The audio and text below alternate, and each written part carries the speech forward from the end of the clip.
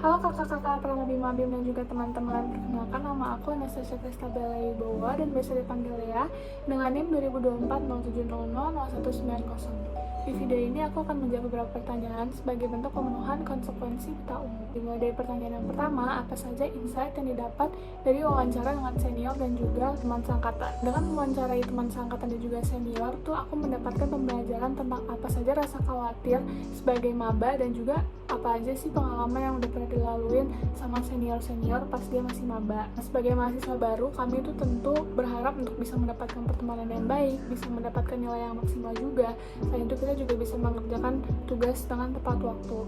Namun aku pribadi juga merasakan hal yang sama terhadap mereka dengan kekhawatiran yang ada, di mana kekhawatiran ini itu ada pada tugas-tugas yang harus dihadapi, dan juga sebagai maba aku masih ada di tahap culture shock dan juga masa transisi dari SMA ke kuliah. Maka dari itu dengan berbicara dengan kakak-kakak senior, aku tuh menjadi sadar kalau hal-hal itu tuh sangat wajar karena mereka juga pernah melewati tahap tersebut sehingga akhirnya bisa beradaptasi. Maka dari itu kita sebagai mahasiswa yang baru banget masuk di FPWJ pasti lama-kelamaan akan bisa beradaptasi seperti senior-senior yang sudah melewatinya. Nah, dari pengalaman mereka itu, mereka memberikan beberapa tips and trick sebagai maba apa aja yang bisa kita lakukan. Yang pertama itu bisa membedakan teman belajar dan teman main yang baik. Rata-rata dari ketiga senior yang aku wawancarain itu berkata hal yang sama, kalau misalnya kita sebagai mahasiswa baru itu harus berteman dengan semuanya dulu sehingga nantinya bisa seleksi mana yang bisa dijadikan teman main dan juga mana yang bisa dijadikan teman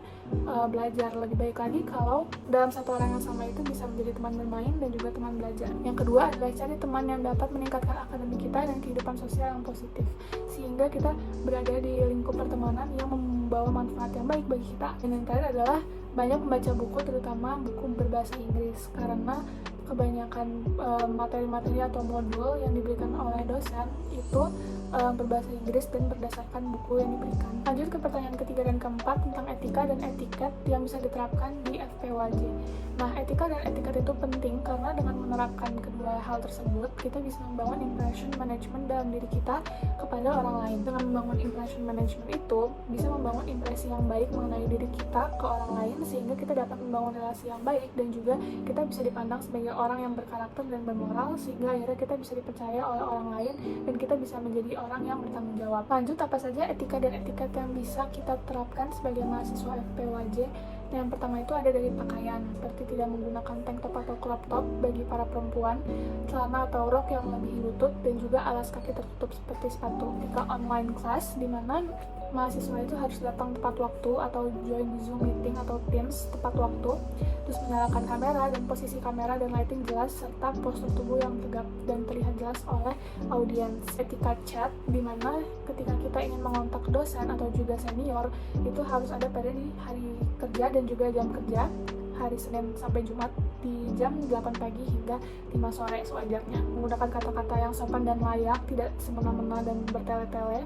Memperkenalkan diri juga terlebih dahulu, memberikan maksud dan tujuan, dan sebisa mungkin dengan singkat, padat, dan jelas, tidak spam atau memberikan bubble chat yang banyak pada dosen atau senior. Selanjutnya adalah etika saat wawancara, di mana ketika kita ingin mewawancarai senior atau teman seangkatan, kita itu harus mengingatkan mereka sebagai narasumber beberapa hari sebelum wawancara dilakukan.